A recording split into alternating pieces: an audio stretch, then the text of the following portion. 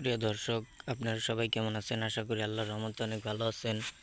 তো বন্ধুরা, আমি আজকে আপনাদের মাঝে আরও একটি মহা ঔষধি গাছ নিয়ে হাজির হয়েছি। তো বন্ধুরা, আপনারা কিন্তু ভিডিওতে ঔষধি গাছটি দেখতেই পাচ্ছেন। এই ঔষধি গাছগুলো আপনারা কারা সেবন করবেন?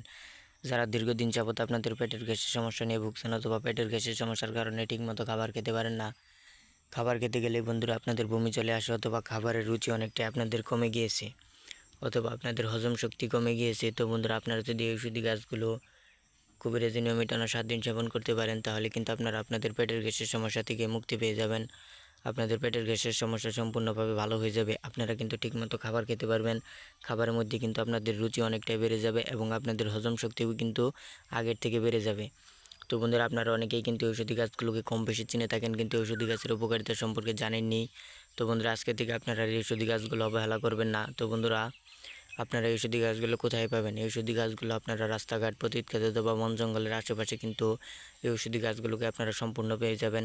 তো বন্ধুরা, আমরা আমাদের চ্যানেলে কিন্তু নতুন প্রতিনিয়ত ঔষধি গাছের উপকারিতা বা কবিরাজি ভিডিও আপলোড করে থাকি। আপনারা যদি আমাদের চ্যানেলে নতুন দর্শক হয়ে থাকেন, অবশ্যই চ্যানেলটি সাবস্ক্রাইব করে দেবেন। আমাদের নতুন নতুন ভিডিওগুলোকে আপনারা সবার আগে পেয়ে যাবেন।